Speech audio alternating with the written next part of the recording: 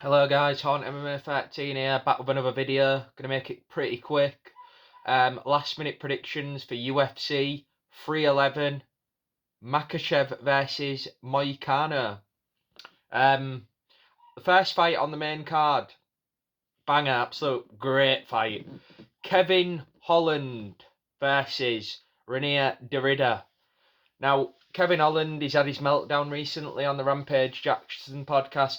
He was acting really fruity on that. He was being a weirdo. He was like offering out fucking Rampage Jackson for a fight, but like in a passive aggressive way where he wasn't making it like, blatant. It reminds me a bit when I've had a few beers and I start gobbing off. You're just like, yeah, I just want to. I'm angry. I'm gonna start gobbing off. Um, it, he's always been hit and miss, Kevin Holland. I remember when he knocked out Sergey Ponzinibbio, that was a great performance. In the middle he was like, "Can you smell weed here, bro?" Trying to be like edgy. He's like kind of like one of those black guys who like pretends to be white. He's got like a weird voice for a black guy, if that makes sense. Like a bit of a, yeah. If you closed your eyes, you wouldn't picture Kevin Holland. But yeah, Rene Derrida watched his debut fight on the Apex. It was quite. I'd say it was a sloppy performance. Like when you think of welterweight, middleweight, that kind of range, you do have a lot of sloppy fighters, but especially at middleweight. And Kevin Holland is actually quite talented, so he's unique in the way that he actually looks quite good on the feet. He just doesn't seem to always have great performances. But Rene Derrida just looked sloppy in his debut. He didn't look like he's going to be a top player in the division. He got the win by submission, which it was what it was. It was low level, but he got the job done, and he's fighting Kevin Holland, who, if the Kevin Holland who fought Ponzinibbio shows up, I think he absolutely blew away Derrida, but I can't back him to do that. He's too inconsistent, and I am gonna go for the newcomer Rene Derrida, similar to when I went for Michael Venom Page in his fight against Kevin Holland. I just can't trust Kevin Holland to turn up. And obviously, there's a lot more footage in pure MMA of Holland out there, so you know it's more like UFC stuff. People are more aware of him, so Derrida could come in there and really shock a few people.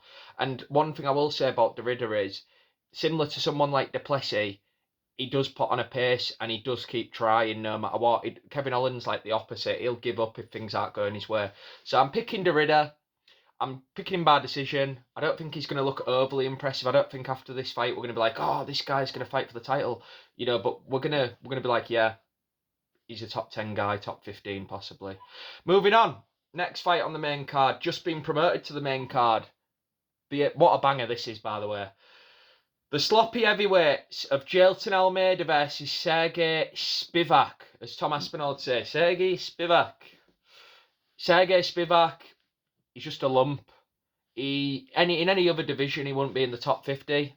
But in the heavyweight division, as we know, outside the top 5, there's not much there.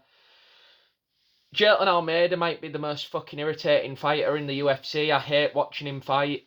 I genuinely dread any fight night or event where he's on the card. The only good, interesting fight he's ever had is when he got beat up by Curtis Blades, because that was just hilarious to watch him clinging onto a leg, Paul Craig style, and just getting beaten up by fucking Curtis Blades. That was amazing. But Almeida's just not fat, isn't he? So you've got to go with Almeida in this fight. It's as simple as that. One of them looks like an athlete, the other one looks like a fat guy.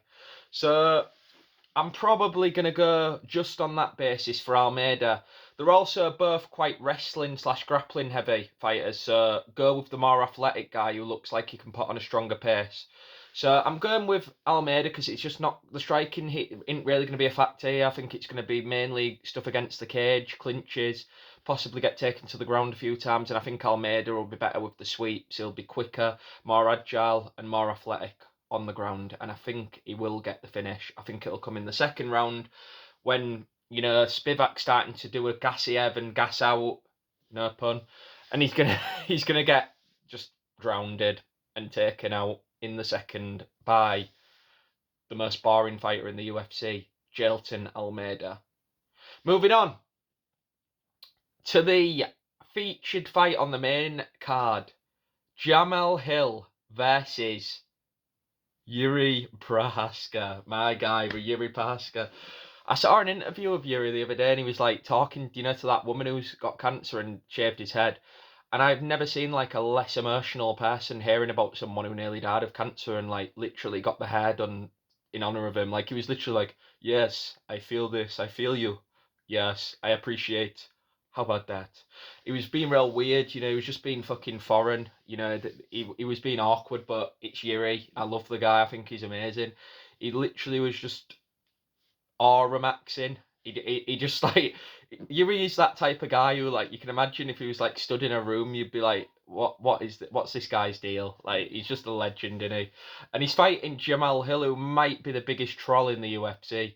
Like I honestly think he isn't taking the defeat as bad as people think he has. It's just that he's trolling us all and trying to create a narrative to get the title shot.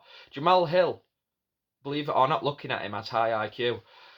I know other reasons, which won't go into, might say that you can't have, but don't let looks deceive. He has high IQ. I think he knows exactly what he's doing. I think he's gonna do everything he can to get the rematch after this fight, should he win. And my prediction is that he's gonna do just that. I don't think he's gonna get the win yet, and the reason why is because I feel like Yuri's gonna like tard out in this fight. I can so see Yuri in the middle of this fight, like just getting a weird autism moment and just going for something like a spinning back fist or possibly some kind of weird spinning kick that doesn't like land. And then as he's going back round to try and regain his balance, I can see Jamal Hill literally just hitting him with like a hook. I can see this being one of the most comical knockouts in UFC history. Quote me on that. And that might be an award to do on the channel at the end of the year, actually. I might add that to my awards, because I don't see anyone else doing that. Most comical knockout moment of the year. But I can see it being this fight. I think Jamal Hill is going to get such a memeable knockout in this fight. I think Yuri, his confidence is at an all-time low. He's just kind of aura maxing at the minute, walking around like living off the forest kind of caveman aura that he's always had. But I think Jamal Hill's just on his own plane at the minute. I don't think that's going to affect him. And I think Jamal Hill is also going to really, really benefit from the time out he's had since that loss. I really think that's going to be a good thing for him because, Yuri's not long been knocked out. And it happened in a more brutal fashion, in my opinion, than the Yuri knockout, because it was a head kick and he got finished on the ground. So I'm going with Jamal Hill here. I honestly think he's the fresher guy out of the two. And I also think he's actually got the advantage as far as just technical striking. He's not as messy. And I just can see him catching Yuri in a wild exchange and clipping him and putting him out. Unfortunately, because I love Yuri. Moving on. We're here. The co-main event of the evening.